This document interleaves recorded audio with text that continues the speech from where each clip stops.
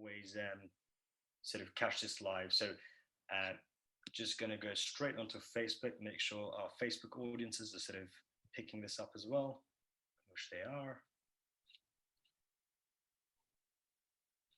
And one more little button to press. I don't know if you guys have done Zooms, but I think I should be a pro by this now. I think we've done so many Zooms now. Thanks for hosting this again, Ross. I mean, you are a pro, to be honest with you. I don't know about that, but I don't know how many you've done, honestly. Yeah, I've lost count how many we've done, but yeah, here we are.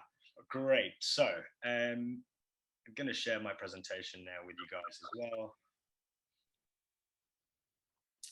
Right. Thumbs up if you can see the presentation, and let's put it in presentation mode. Brilliant. We can get a few thumbs up, which is always good. Brilliant. So welcome, guys, to our Monday, 1st of March, 2021, biceps injuries, tennis elbow and golfer's elbow. I am joined by probably one of the most sort of referred to shoulder specialist, elbow specialist, and more importantly, a really, really good friend of ours at the clinic. So Mr. Tsekes, please introduce yourself to sort of all the people that are watching on Facebook and on Zoom. Good evening, everybody. I'm Dimitrios Tsekes. I'm a shoulder and elbow consultant. My NHS practice is in Basildon Hospital, and privately I work in central and North London and Essex. I work in very close with Rush and other healthcare professionals and orthopedic colleagues to provide a holistic approach to our patients through Total Orthopaedics and R&D Physiotherapy. And thanks, Rush, for hosting this event again. No, it's the least I could do. It's something that I'm very, very passionate about, is just making sure people are pain-free, injury-free, and just living a great, great sort of life, especially with the way things have been last year. I want this year to be where people enjoy movement and really just enjoy life, because if anything, last year's taught us is just how crazy it can get. So I'm a shoulder specialist. I basically see predominantly shoulders, but I'll see everything and anything. I'm based in London, based in North London, and have a team of around 10 fantastic other physios that we sort of work with. Let's dive in straight into the presentation.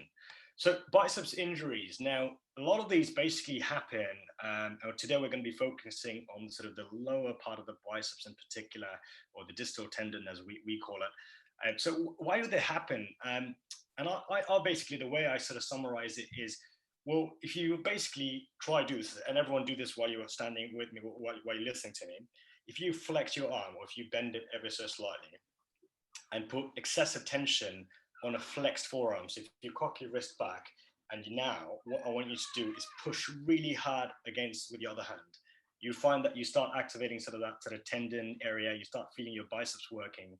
And sometimes what happens is when you have an excessive force, either it was too much, it was too fast, it was too soon, which is every gym goer that comes, April 12th. And straight away, you start sort of feeling that sort of biceps injury kick in, and you feel it very, very sharp, painful. It can happen on sharp twisting movements. It can happen on weights. And like I said, the speed of movement is very, very important.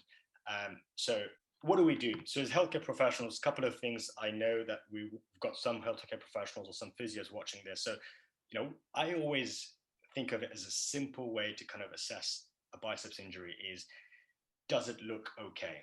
Does it look swollen? Does it have any redness around the area? Is there sort of palpable problems, or can I feel that person? Can I ask that person to sort of touch around, and is it sore, and specifically in that sort of biceps groove area? And then, are they getting a dull pain? So prior to actually tearing their biceps or having a proper biceps rupture, most patients will actually complain of like a bit of a dull belly pain. So in that muscle, in that biceps area, they'll just feel like there's been a dull pain. They might have tweaked it a couple of weeks ago, and then all of a sudden they went to do a simple movement like picking a weight in the gym, lifting something up really quickly, and it goes like that. So you get that sort of quite classic story, as I like to call it.